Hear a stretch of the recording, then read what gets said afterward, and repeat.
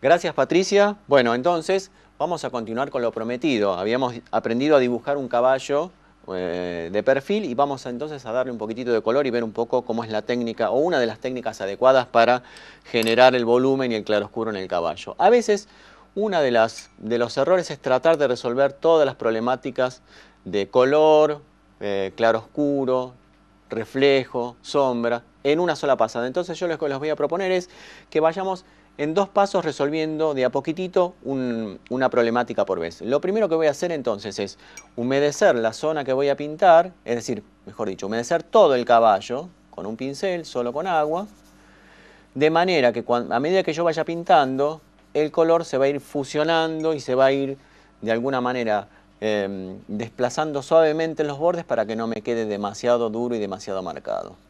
Entonces humedezco el pincel con un pincelito limpio, con agua por supuesto. Y ahora voy a dar primero las sombras. Las sombras me van de alguna manera a estructurar el volumen.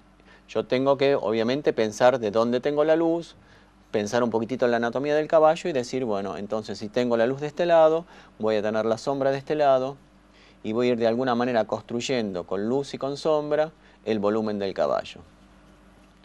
Voy a tener, imagino, una luz de mitad de la mañana, entonces voy a tener del lado derecho, voy a tener iluminado, del lado izquierdo, perdón, voy a tener la sombra del lado derecho y en la parte de abajo del caballo también se va a proyectar sombra. Ahora lo interesante es esto, fíjense que con el dibujo y la estructura de la sombra ya aparece perfectamente el volumen del caballo, es decir, ya este caballo dejó de ser bidimensional y empezó a ser tridimensional. Por supuesto, para esto tengo que conocer un poquitito la estructura del caballo o basarme en alguna fotografía donde tenga una iluminación adecuada y que me permita resolver este problema de claroscuro y de luz y de sombra. Entonces, una vez que tengo planteadas las sombras de este caballito, bien, ahí ya se ve, tengo una estructura que ya empieza a tener volumen y sentido. Vamos a darle un poco de oscuridad a las patas que están atrás.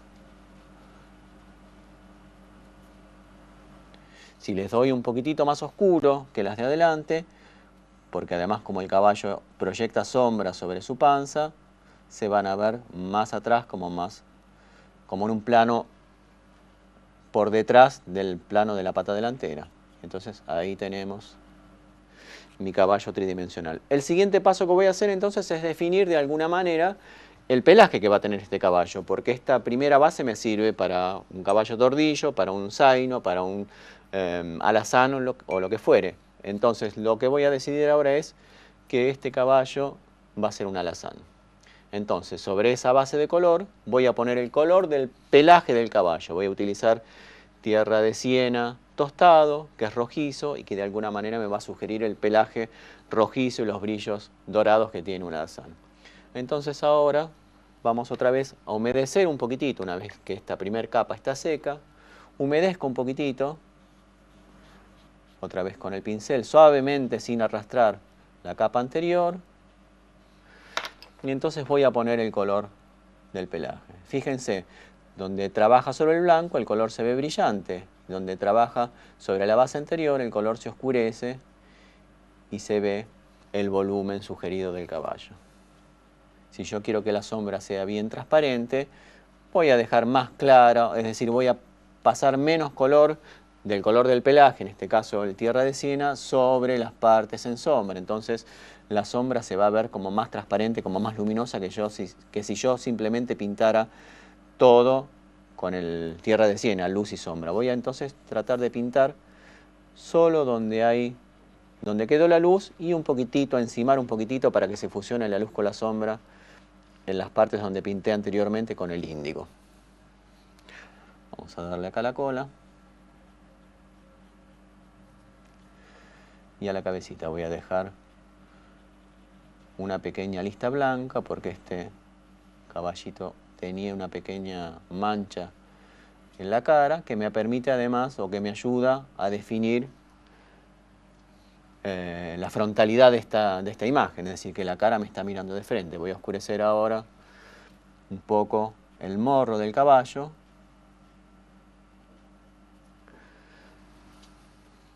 Y ahora le voy a dar en la parte superior, porque normalmente estos caballitos están en el campo, un pequeño reflejo azulado, que esto sería el reflejo del cielo sobre el pelaje. Entonces vamos a dar con la punta del pincel, con una pizquita de azul ultramar, un pequeño reflejo dorado, un pequeño reflejo azulado en el lomo del caballo.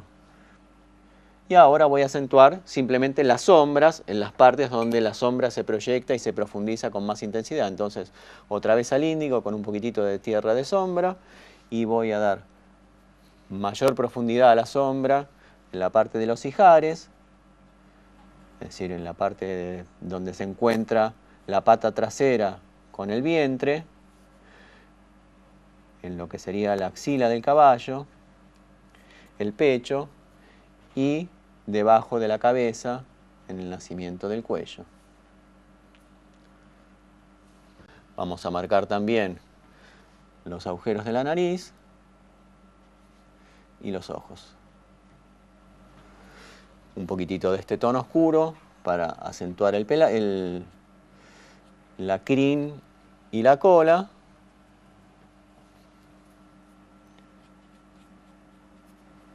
Ahí utilizo una técnica de pincel seco, como raspando, para que la línea se rompa y me dé la sensación del brillo del pelaje. Y en la parte inferior de las patas. Y en la parte inferior de las articulaciones, obviamente, que parece entonces que proyectan una sombra más marcada. Fundo un poquitito esto, para darle sensación de redondez. Bien, y obviamente todo depende también de la cantidad de detalle que yo quiera, pero ya de alguna manera tengo construido toda la estructura y de alguna manera planteado el color y la estructura de luz y de sombra del caballo. Por supuesto voy a seguir trabajando hasta que yo diga basta. Bueno, eso es todo y espero que les haya servido y que les haya gustado y que sigan practicando caballos porque son un tema formidable para la acuarela. ¿Vamos con Patricia?